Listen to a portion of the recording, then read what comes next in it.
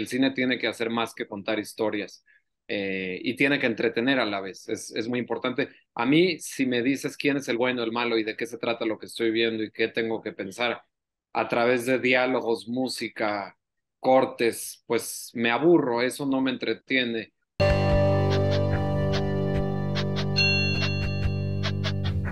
¿Cómo fue o por qué era importante que los personajes fueran ricos y extranjeros los que notaran esa violencia en Acapulco? Me interesaba la figura del extranjero que no habla el idioma y que está en un contexto que le es totalmente ajeno. Me interesaban los contrastes marcados y por eso llevo a este personaje inglés de clase alta, eh, que además el dinero que tiene proviene de un negocio bastante oscuro, a Caleta, que es todo lo contrario, a donde no debería encajar y sin embargo por su manera de abandonar, de cortar los lazos con toda su vida, pues termina encajando por dejarse llevar. Esa era la búsqueda. Sí, también me parece que hay una constante intriga desde el inicio de la película porque conocemos muy poco, ¿no? Conocemos muy poco cuáles son las relaciones entre los personajes. También es intrigante saber por qué tiene tanta indiferencia Neil ante lo que sucede a su alrededor. Y quisiera saber si eso fue intencional, ¿no? Generar esa intriga para que el espectador pueda ir llenando esos vacíos, o cómo fue.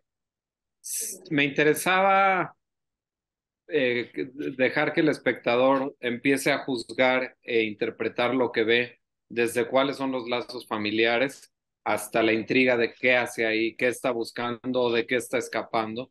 Y del mismo modo que sus familiares dudan de él, el espectador puede pensar que lo hace porque está buscando quedarse con el dinero de la mamá que murió.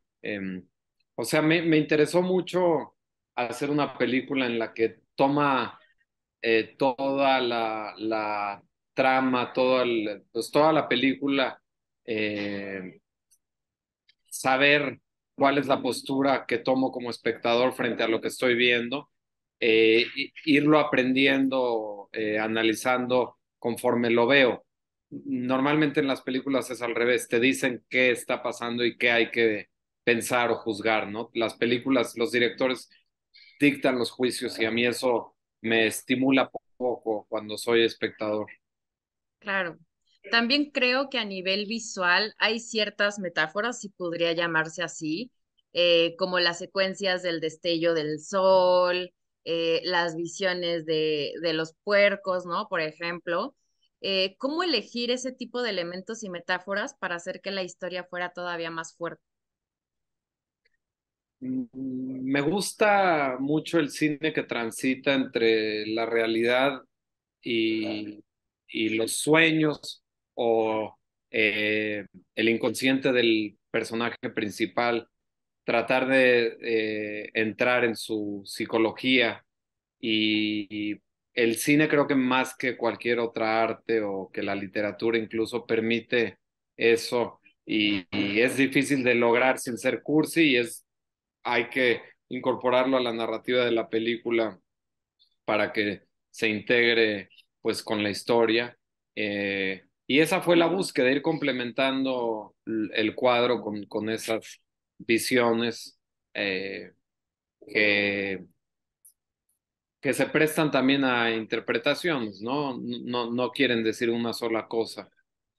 ¿Cómo es tu proceso para poder seleccionar, sí, la violencia no explícita, pero que logre llegar a hacernos sentir algo? ¿Cómo es ese proceso?